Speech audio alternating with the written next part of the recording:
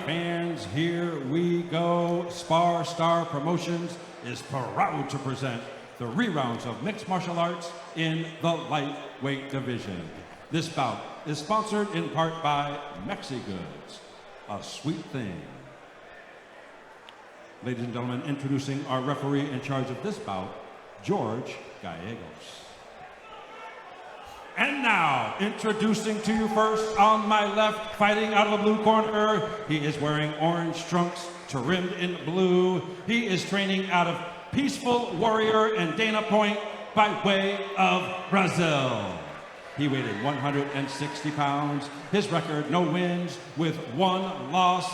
Ladies and gentlemen, introducing Victor Rodarte.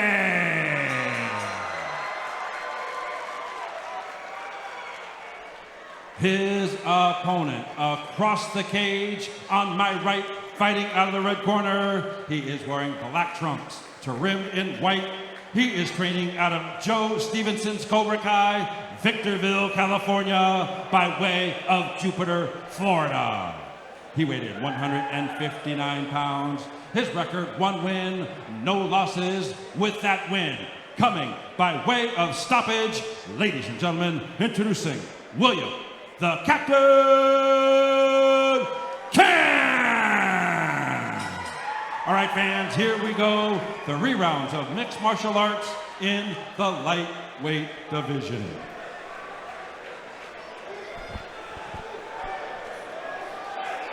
All right, if you are just joining us, thank you so much for tuning in. We are on our 3rd bout of the evening.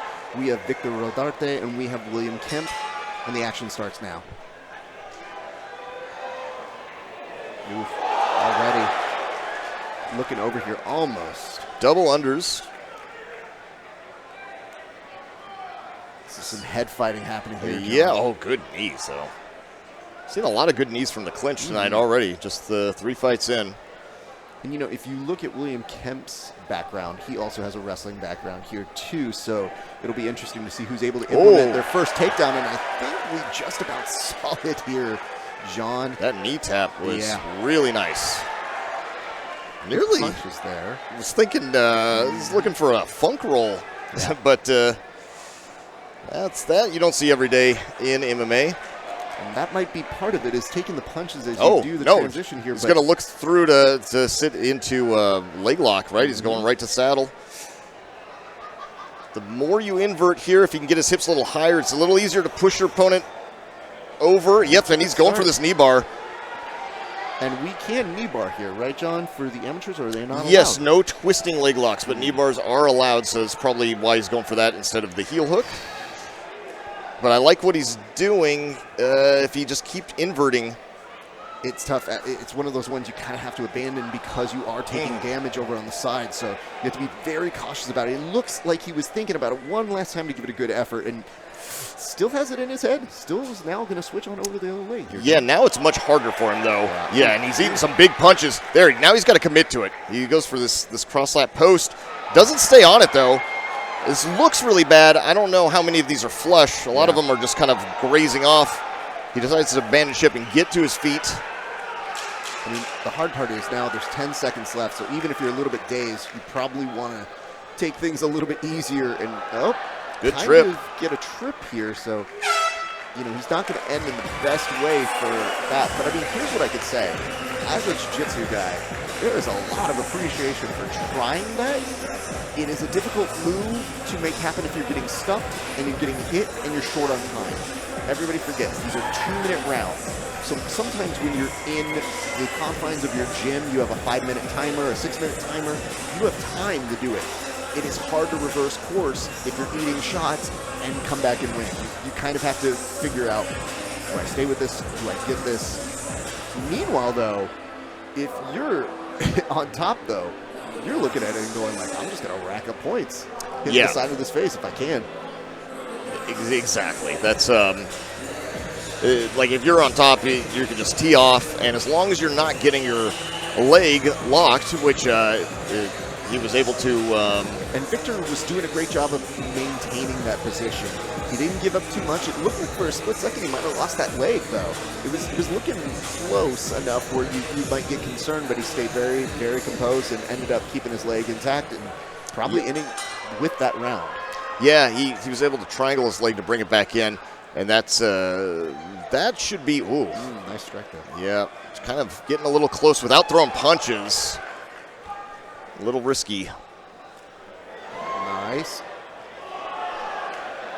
Victor getting some excellent shots here in the early part of the second round. Oh, good right hand from Victor. Almost teed it off right there. Literally held it and said, let me come back for this. Now you're seeing William try to press the action a little bit more. Nice. Nice 1-2 here. I have to say the composure that Victor has been very solid thus far. Yeah, and it also kind of shows a little bit, oh, good leg kick, the evolution of the game and how, I mean, 5 to 10 years ago, oof, if you're in an MMA fight, somebody grabs your legs, if you can't knock them out right away, typically you'd see a tap there. MMA fighters notorious for being afraid. Oh, and look at that leg kick, just takes the feet right underneath him. Man, that was a very, very solid leg kick, John. That was a good one. Good timing on that. You know what the nice part was? Up until that nice leg kick there, you were seeing William get some strikes in. You were seeing him put together his best offense thus far in the fight. Yeah, less than 30 seconds left to go. Williams still landing sometimes. Oh, drops, changes level. Hey, he's got a body lock. Allows the underhook to come back in, so Victor is going to use this. That was a good knee. Return knee. He thought maybe with that knee up he might get a little bit of an advantage of getting a takedown. Doesn't quite get it. They're probably going to end this round over on that cage. And it does look like you're seeing a little bit of a bleeding eye there, Ray. I can't quite see exactly where the cut was. Oh, it is bleeding, yeah. Right, it should be right on the side of the eye. I mean, sure, they'll probably have a doctor look at it, especially because it's amateur, but I think it should be fine. Yeah, as long as it's not getting if it's over to the side, it is a little less intrusive of getting in your eyes. But MMA science is not a perfect science, John. Sometimes that stuff will get in your eye, and it can be very, very annoying to deal with when you're trying to land punches on somebody else. But you're seeing Victor's corner, just looking at him, keeping him calm, keeping him composed. Posture's really good right now. And if you're looking over at William, you know, it's kind of interesting. I wonder what strategy they want to go with right now, because you feel like you haven't quite unleashed the wrestling, and you wonder if Victor's going to be able to stuff that. You see that if you keep Victor with a great posture, he connects really well. So where are we going to go on this? That's kind of the question that I think is being posed in this third round, John. It's interesting because Williams fighting with Joe Stevenson in his corner. Right? That's where he's fighting out of, Cobra Kai. And, right away, back to the leg kicks. Oh, and a great left hook. That puts William down. Hammer fist. Victor's trying to finish this, but going for a leg lock. Should not be able to heel hook, but he might be able to. Yeah, he's looking for that slicer. Good rotation from Victor on top to keep his knee safe. And the rotation and the posture, look at the pushing on that leg to make sure it's going to stay safe. Yeah. I would love for him to unhook that leg if possible, because he would have a much better appreciation for it right there, John. Oh, and allows that arm to get pushed away. He was actually in a great position. I would love to have seen him with that left leg around the outside of the leg of Victor. But William now is in not a good position at all. At least he has disconnected hands, but puts his hands back on the mat to stand up, and now that allows the connection. And a nice mat return there from Victor. Right back to the hammer fists, and this has got to be a little bit demoralizing if you're William. Well, the hard part here is, like, the mat return is not something you're worried about getting hurt on.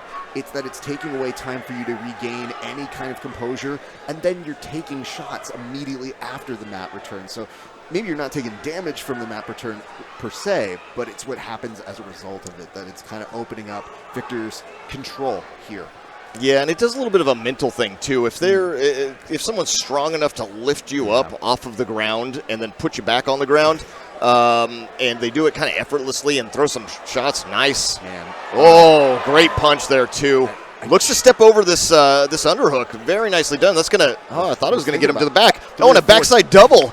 Wow, okay. William, yep, he should come up on this. For it. That's where you need to be, bro. He's got a standing body lock in here. Ooh. Brings him down, I think, a little bit exhausted from the first 2 rounds. It was like the look on Williams' face. No, but he's going to end up on top, though. Okay. He was exhausted, but he pulled that off and was able to reverse position and ended up in guard. And that looks like potentially where we're going to end this fight. It is where we end this fight. But I have to say this. When you look at somebody like William, you get the impression he's pushed up against the cage. That man is exhausted. And yet, in a moment, his wrestler instincts were get that back control, lift him up. And yeah, I mean, let's look at this. This knee tap right up the very beginning, John, was very, very important for Victor. And then we continue on. We're going to look at some of these greatest hits here. We're going to look at the composure and this continued moving, that beautiful, beautiful series of combinations that you see Victor putting together here. And again, one further knockdown where you see the leg lock instincts, and maybe with more time and a different situation, it would be different for one William. I mean, I definitely have respect for that leg game. It's just a couple small modifications and potentially could have changed the trajectory of that. But it does look like it's going to be Victor Rodarte's fight here tonight. I think we're just waiting for the judges to go ahead and give their scores, but, you know, all things considered, a very solid performance from him and a gutsy performance from one William Kemp to still be able to look that composed when you're that exhausted. Yeah, interesting to see, too, that Victor came out and he was the striker. He's fighting out of a boxing gym, and he was throwing more of the significant strikes on the feet, but then also got that beautiful takedown early on, too, with the knee tap. So, definitely more well-rounded. He's not just a one-trick pony, and he looked pretty good out there. So I think now we're just waiting for... I mean, all things considered, you know, you see the two gentlemen giving respect to each other right now. Always love to see that at the end of a fight. You see Victor wrapped inside of that flag now, kind of presenting on all over as they're about to make this fight official here in just a few seconds. Ladies and gentlemen, after 3 rounds of action, we go to the scorecards. We have our decision. All 3 judges cage side scored the bout 30-27 in favor of our winner by unanimous decision, the blue corner, Victor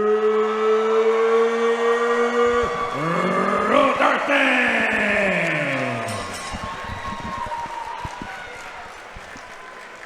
Let's rock my fans, Victor Rodarte. How you feeling, brother? Man, this is all fucking unreal feeling. I've been a long fucking time coming. I came off the loss last year. I wasn't doing anything right. With this game, me and my dad decided to do every single thing right. No stones left unturned. Yeah. I want to thank my Lord and Savior Jesus Christ. Thank God. And thank my dad. That's been my fucking part this whole season. My fucking nutritionist, my coach, and everything. Thank you, my brother. Fucking love you. My mom! Hey, shout out everybody that bought a ticket with me. I remember every single one of them. Hey, when's the next one? When's the next one? We'll find out. Let's bring it right back to make some noise for Victor Rodarte.